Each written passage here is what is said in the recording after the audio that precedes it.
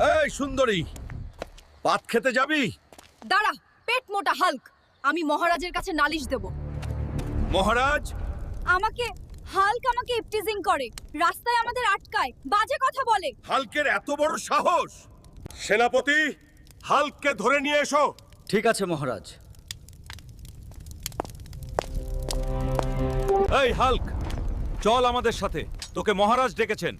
ঠিক আছে সেনাপতি সাহেব, চলেন। মহারাজ, আমাকেই ডেকেছেন কেন? তুই আমার রাজ্য থেকে আমার রাজ্যের মানুষকে ইপটিজিং করিস, তোর কঠিন শাস্তি হবে। সেনাপতি, হাল্ককে জেলে নিয়ে যাও। যথা আজ্ঞা মহারাজ।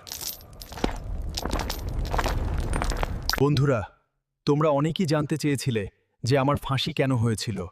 আমার অপরাধের জন্যই আমার ফাঁসি হয়েছিল। তোমরা যদি আমার ফাঁসির পরবর্তী পার্ট দেখতে চাও, তাহলেই কমেন্টে পার্ট